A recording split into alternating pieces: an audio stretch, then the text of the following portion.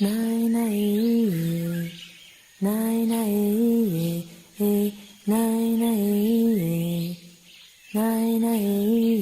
nai nai nai meia nai nai yam la nai Ariquemes, uma história esculpida entre o ferro da modernidade e a terra ancestral. Um microcosmos onde se encontram desenvolvimento e preservação cultural. A cidade que um dia foi vila dos papagaios, viu suas raízes fincarem-se no solo fértil, solo que cantava ao toque dos pés indígenas, dos Ariquém, Caritianas, Uruauau, guardadores de memórias, resistentes contra a maré de exploração. Mas o látex, o estanho, riquezas arrancadas do seio da terra, vieram como um rio voraz, desenhando fronteiras invisíveis, dividindo o que era inteiro, fragmentando culturas, erosões de almas, que antes dançavam em harmonia com o tempo. A história de Ariquemes retrata a evolução de diversos ciclos econômicos, começando com a exploração do látex, passando pela batalha da borracha e pela extração da cassiterita, até alcançar a transição para a economia agrícola e mais tarde moderna.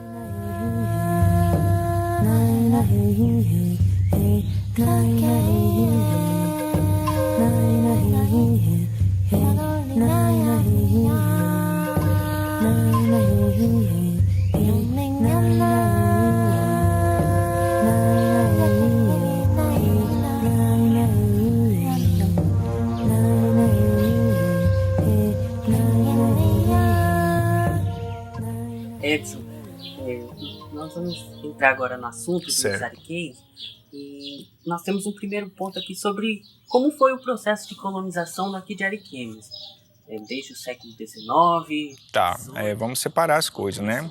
Colonização ou ocupação? Ocupação. Ocupação, tá.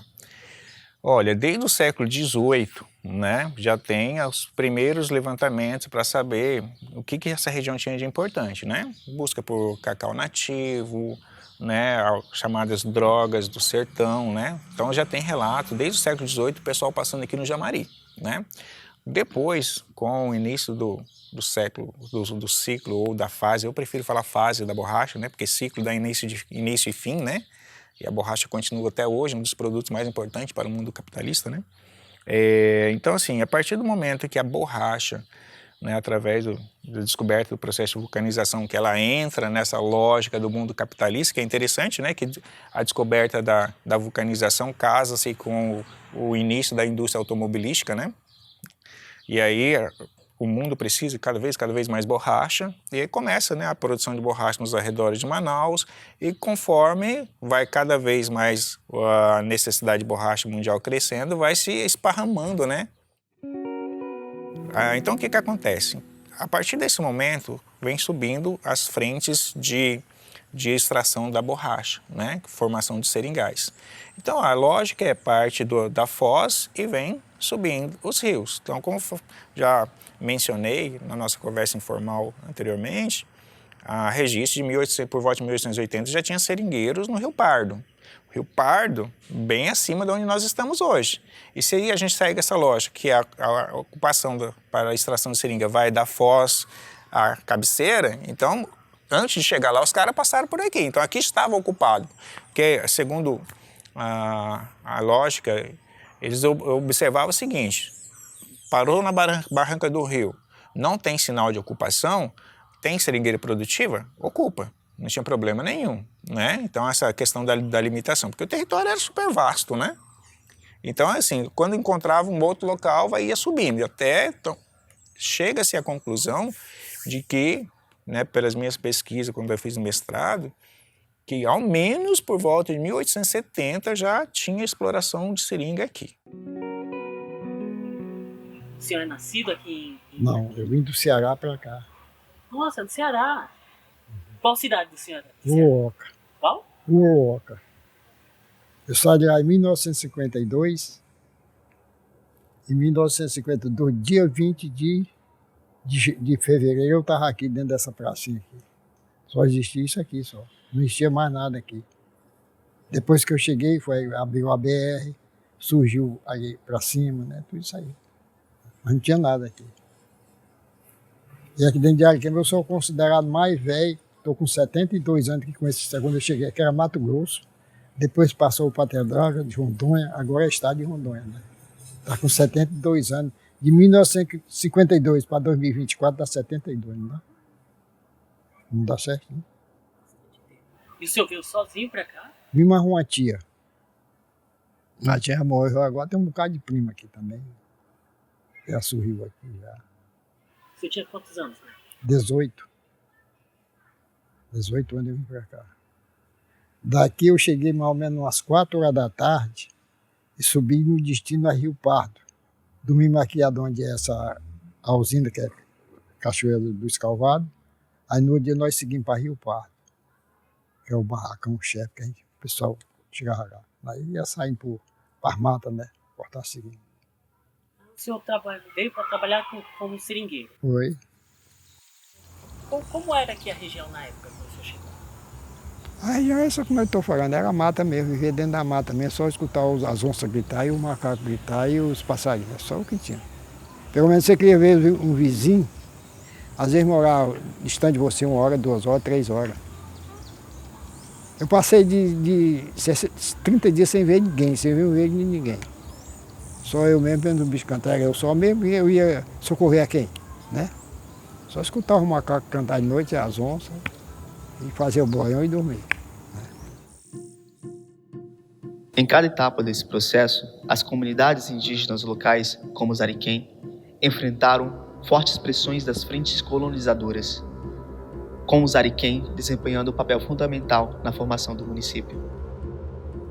O ponto de partida dessa história remonta a 1914, quando o governo brasileiro, por meio da Comissão de Linhas Telegráficas Estratégicas do Mato Grosso ao Amazonas e o Serviço de Proteção ao Índio, instalou uma estação telegráfica em um posto indígena na então Vila dos Papagaios.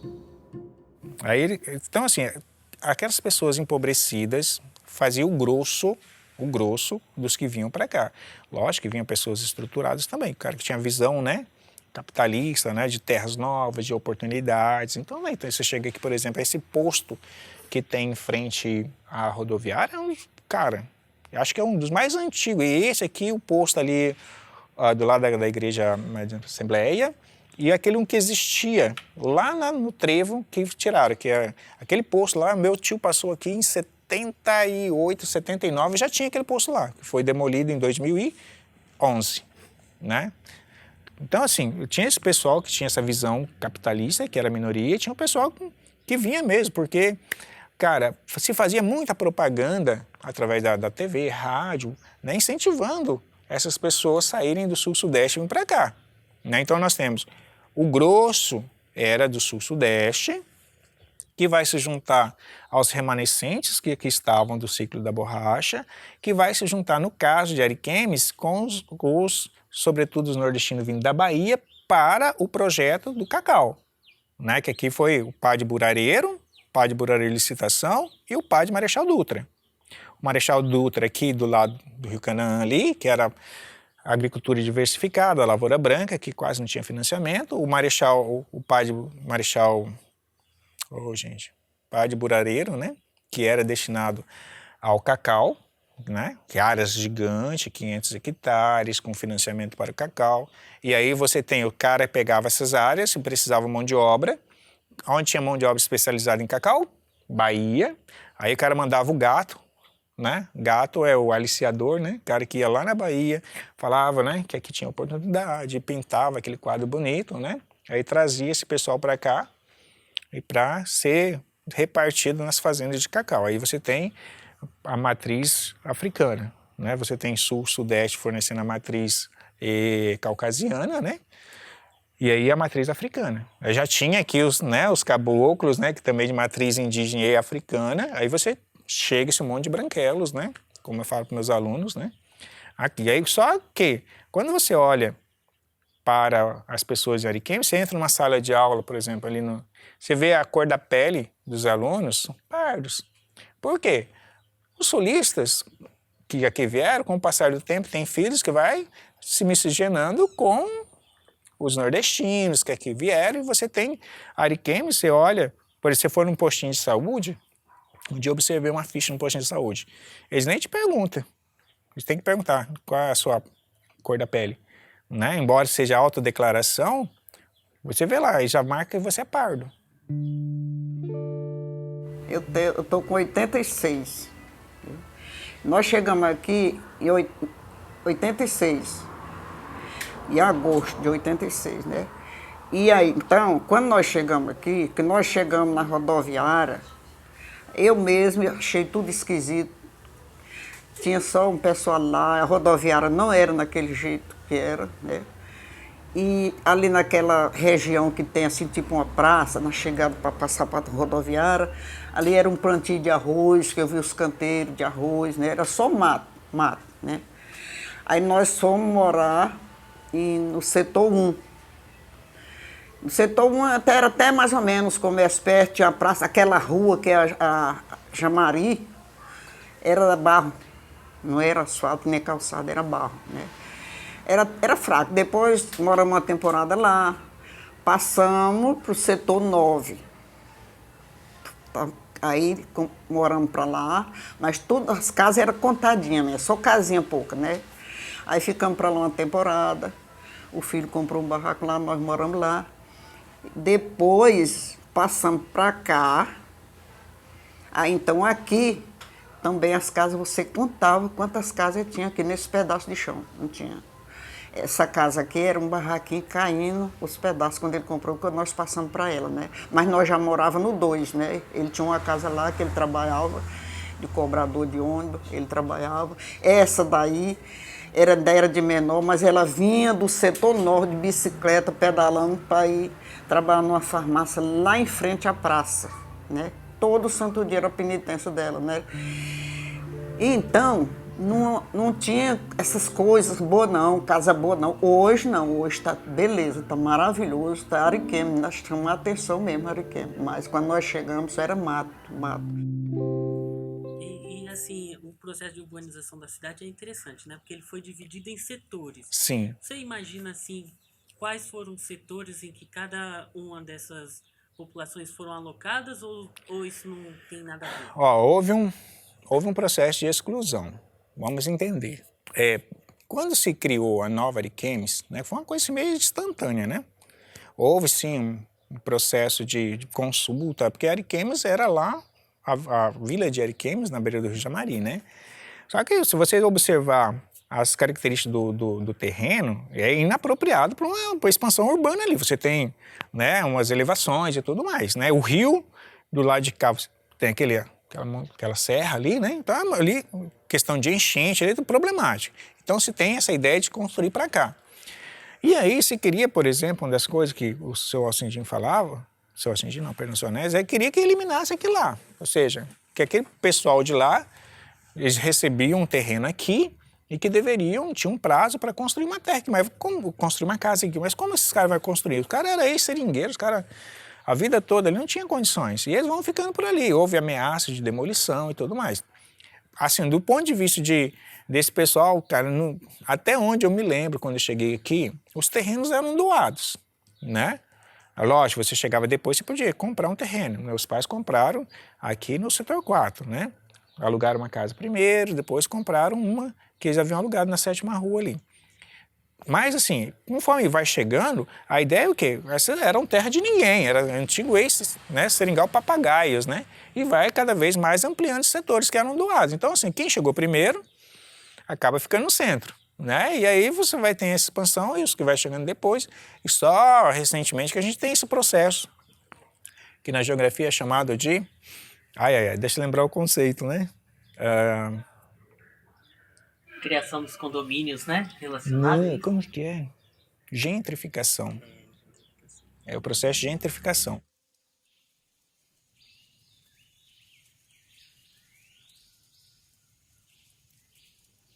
Na Batalha da Borracha, a promessa do lucro imediato trouxe consigo um preço incalculável, uma ferida aberta na carne do povo ariquenho, que viu sua população minguar de 600 para apenas 60, sobre o peso de conflitos e epidemias, testemunho silencioso do custo humano, oculto nas sombras do progresso.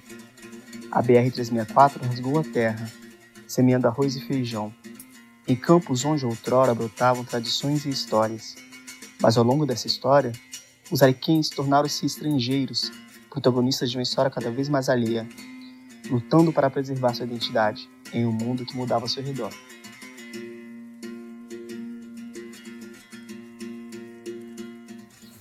Deixa eu te perguntar, então, durante essa ocupação, digamos assim, eu costumo dizer colonização porque já dá uma ideia de que é algo violento, entendeu? Certo. Ocupação, ela pode dar uma ideia, assim, de que foi algo, tava lá vazio, vi, gostei, ocupei, entendeu? Certo. A colonização tem aquela questão de ter um processo imbricado tanto de religião, como de ocupação econômica, como de um sistema racista também, né, de ocupação do território, do espaço, né. E aí, assim, eu fico pensando, como é que foi feito esse processo? Eles eram barcos a carvão? Ah, tá. Ou eles iam a Tá, pé? Cara, é que eu não consegui publicar meu livro, né, sobre Rio Jamari, um século de desenvolvimento, 1880 e 1980, né, que lá eu falo, e tem os nomes das embarcações ainda que circulavam aqui. Final do século XIX, início do século XX, motores a lenha, vapor, entendeu? Inclusive, eu tenho todas as localizações e os nomes dos portos de lenha, porque esses navios, eles precisavam se reabastecer de lenha. Então, assim, vários locais, esses navios chegavam, aí era reabastecido de lenha para chegar até outro porto de lenha. Não necessariamente ele vinha de porto em porto, mas conforme era a necessidade de queima dessa lenha. Tá? Então existiam as lenhas específicas e era muito interessante. Segundo o livro chama Paulo Jacobi, o nome do livro é O Gaiola Tirante Rumo ao Rio da Borracha. Ele fala que quando o navio chegava no porto, ele já apitava e os seringueiros que moravam nas proximidades do barracão, que era a sede, eles eram obrigados a vir carregar esse navio de lenha, entendeu? Aí eles carregavam e esse navio seguia. Era como se fosse um posto de abastecimento.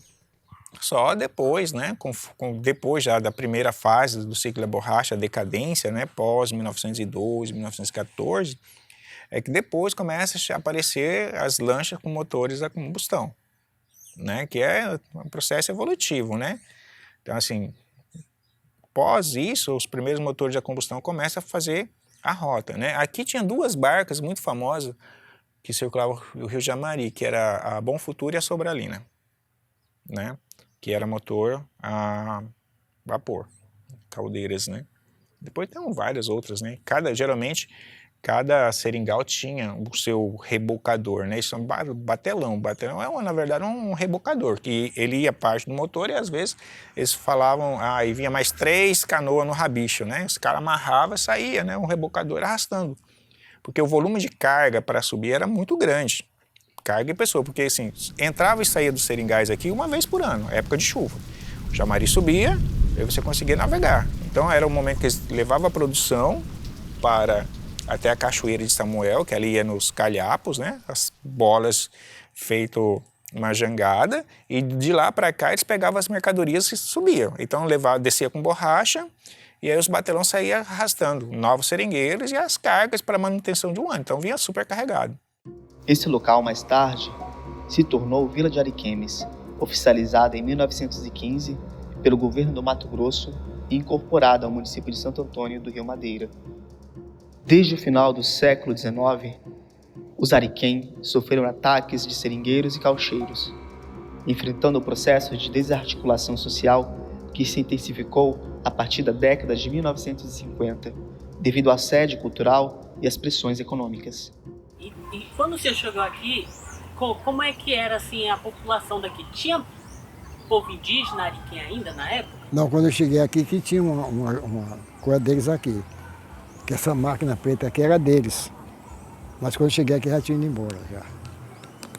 E aí eles moíam o cano, faziam a rapadura, faziam o melado de cana e dava energia lá dali da Marprenha até chegar aqui na beira do rio, tinha uns portos de madeira e dava energia de lá para cá dessa máquina preta aí.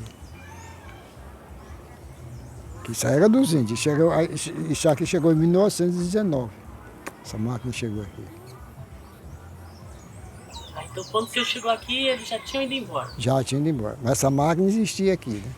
Já. O senhor Mas só sabe o que aconteceu? Só que ela estava do outro lado, né? Aí do Salvato levou ali para Jamari, da Jamari, aí conseguiram trazer ela para cá de volta. Mas o Salvato foi quem pegou ela daí para cá. Entendi. Então o senhor não conheceu nenhum ariquém? Não. Só mesmo brabo.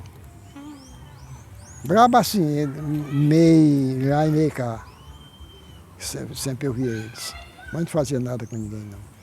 Mas brabo assim na mata eu nunca vi.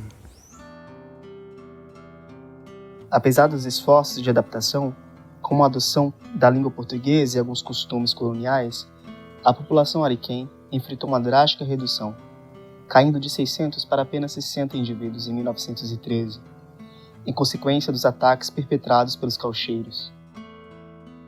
Na década de 1970, a construção da BR-364 marcou o início de uma nova fase de exploração econômica em Ariquemes, caracterizada por uma onda migratória da região sul e sudeste do Brasil e pela introdução de novas formas de apropriação dos recursos naturais. Nos anos 1980, a chegada de colonos introduziu a agricultura de arroz, feijão e milho, além do cultivo de cacau, que alcançou seu auge entre 1983 e 1984. A descoberta de uma vasta jazida de estanho no garimpo Bofuturo, na linha C-75, deu um impulso à economia local, atraindo aproximadamente 25 mil garimpeiros. O planejamento urbano de Ariquemes, realizado em 1975 pelo engenheiro Antônio Carlos Cabral Carpinteiro, foi crucial para a organização das áreas residenciais, comerciais, industriais e institucionais da cidade, além de praças e vias. No entanto, a história dos Ariquém, essencial na formação do município, ainda é amplamente desconhecida pela população local, em grande parte devido à falta de políticas públicas voltadas à preservação e à divulgação de sua memória. Atualmente, Ariquemes é o principal polo econômico de Rondônia, consolidando-se como um centro estratégico para o desenvolvimento regional. A cidade continua a expandir sua capacidade produtiva e a atrair investimentos, refletindo sua transformação contínua que tem moldado sua história. Quando o Rondon chega aqui, já está um processo de desaparecimento, estão poucos indivíduos, né? Aí ele pede ainda, tinha dois seringalistas, dois, né? Eram irmãos, os irmãos Arruda, muito poderosos aqui. Ele tenta falar com esses seringalistas para ter um trato diferente, né? Com os povos indígenas. A figura do Rondon, cara, a gente interpreta sobre aquilo que eles escrevem. Se vocês lerem o livro do Rondon, coloca ele como se fosse, né, um semideus, né? Então, é o cara que mesmo era o primeiro que acordava, o último que dormia, o cara que só comia depois que todo mundo comia, o cara que, mesmo doente, né, estava à frente. A gente sabe que até onde isso é, né, porque aquele ditado, né, popular, no senso comum, o papel aceita tudo, né? Quem escreve, né, tem esse poder, não sabe se realmente tá. Mas não vamos questionar a figura dele. Mas, assim, pelos relatos, mostra que ele tem uma certa preocupação com esses povos indígenas. Até mesmo porque ele é descendente indígena. Sua importância econômica é evidente, não apenas pela diversidade industrial e agrícola, mas também pelo papel central que desempenha na conexão da região com outros mercados, contribuindo para o crescimento e o desenvolvimento sustentável de Rondônia.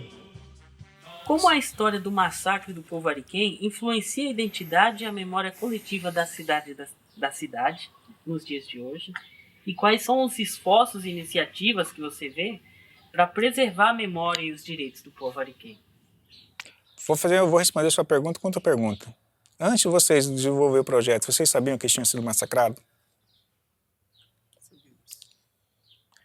E quantas mais pessoas sabiam do massacre?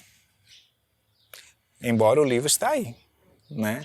Então, se você perguntar para um grupo de alunos, por exemplo, que é a nova geração, eles nem sabem a origem do nome cidade. Então, assim, infelizmente, o povo ariquém, ele está presente no conhecimento de uma ínfima minoria. Eu sei, vocês sabem, que talvez mais 100 pessoas sabem. Será que 100 pessoas em Ariquemes sabem da história dos ariquemes? No universo do que 97 mil habitantes ou município? Se a gente tivesse 1.000 pessoas sabendo dos ariquemes em 97 mil, quantos que daria? Menos de 1%. Então, assim, eu não considero que eles fazem parte da identidade. Agora, eu considero, sim, que nós devemos trabalhar para que eles passem a fazer parte da nossa identidade. Isso sim. E como que se faz isso? Aí já se faz com investimento. Investimento em quê? Resgatar a memória deles. Por exemplo, eu desenvolvi projeto de um museu no centro de Ariquemes. Por que no centro de Ariquemes? Gente, pensa comigo. Você sairia daqui, você é uma pessoa que não está ligada à cultura. Você sairia daqui, hoje o sol está brilhando, né? Vou pegar meu carro, vou contratar um Uber, vou descer lá no Marechal Rondon visitar um museu. Cara, você não vai porque não é típico da nossa cultura. Agora é diferente. Por exemplo, eu imaginei, em frente, naquela rua ali da Capela, na esquina com a Tancredo Neves, não tem um terreno vazio ali? Que serve para drogados ficarem. Imagine um museu ali. Imagine, você foi na lotérica, o sistema estava fora do ar. Tem um museu bem ali na frente. O que eu faço? Cara, eu vou no museu. Lá tem ar-condicionado, eu posso me sentar, eu vou ficar. Então, a questão é a seguinte, a gente tem que trabalhar no sentido de criar um museu, e o museu vai ser o guardião da memória com ações para triplicar isso, para, replicar isso quantas vezes for necessário. Começando por onde? Pelas novas gerações. Hoje, a luta dos Ariquém é um grito, um apelo por reconhecimento, por reparação das feridas, por um lugar onde sua memória não seja apenas um eco distante, mas parte viva da cultura, entrelaçada na narrativa contemporânea. A história de Ariquemes ainda se escreve, e a memória dos Ariquém é uma chama que deve ser protegida, fortalecida, para que sua resistência cultural, muitas vezes invisibilizada, seja vista como força que é, ensinando-nos sobre convivência entre os seres humanos e a terra, que com amor e respeito a habitam. Que o futuro seja mais justo, que as vozes indígenas ressoem entre os sons do desenvolvimento, como cântico de vida, eternamente entrelaçados, com a história de Ariquemes, em uma harmonia onde o progresso e a preservação dançam juntos, como sempre deveriam ter sido. Ô, dona Júlia, a senhora não viu nada sobre índios? Quando a senhora chegou, ninguém falou que aqui tinha índio, onça, nada, ninguém falava isso? Tinha o quê? Índio. Não vi, não cheguei, não. E nem ninguém falou assim, Eu vi sobre índio nas estradas assim, eu dentro do carro e eles lá na rua. Mas, quando a senhora estava vindo? não, mas para ir por onde eu andei, não cheguei a ver, não. E onde que a senhora viu nesse carro? Hã? Onde que a senhora viu? Que a senhora estava no carro e eles... Quando eu dentro do ônibus e eles lá nos rodeando, conversando com os outros. Mas para mim chegar perto, Deus me livre. Por quê? Eu tinha medo. Por quê? Não sei por quê, eu tinha aquela cisma de chegar O perto do que índio. falavam pra senhora? Não, não falavam, não. Quando a senhora veio pra cá, foi falado pra senhora sobre os índios era- sobre índio aqui? Não. Só a única coisa que falaram para mim que eu não ia me dar bem aqui, que vinha era morrer aqui. Por causa de quê? Não, não dizia, você vai morrer lá, porque lá é ruim. O que falava isso? Eram os seus... Não, conceitos lá quando me perguntavam, você vai para onde? Que eu falava que vinha para Rondônia, que Rondônia não era lugar da gente morar. Era lugar feio, era lugar ruim. E o pessoal não era tudo daquele mais intencionado, né? Quem falava isso pra senhora? Não, os amigos, vizinhos, né? Lá para nós, que nem conhecia, mas dizia isso aí, para me amedrontar, para me deixar de vir. Mas não falava que aqui tinha índio, não? Não falava que tinha Que índio. aqui tinha índio, não? Não falava que tinha índio, não. Acho que eles nem conheciam aqui. Aí eu vim ver índio, quando entrei que vinha no canto, parava nas estradas que eu via os índios. Aí que eu ficava olhando, digo, Índia daquele jeito ali, e eu ficava na minha. E a senhora percebeu que não era nada disso. Não senti nada, de medo não. Já esse pessoal mais que nasceu aqui, eles devem desenvolver essa afetividade. Agora, como você desenvolve a afetividade? por um lugar, você tem que conhecer a história, conhecer a cultura, né? E, por exemplo, a gente pega, por exemplo, aqui você anda no centro de Ariquemes, você vê algum totem falando da história de Ariquemes? Chega ali na entrada de Ariquemes, está lá alguma coisa mostrando que ali é um nome de origem indígena? Pode até mentir, colocar lá, Filhos do Rio, né? Pelo menos ajuda em alguma coisa, né? Então, assim, né? O símbolo lá da entrada é o quê? Peixe. Por que não indígena Ariquém? Peixe é símbolo cristão, né? É um símbolo do cristianismo e da questão econômica.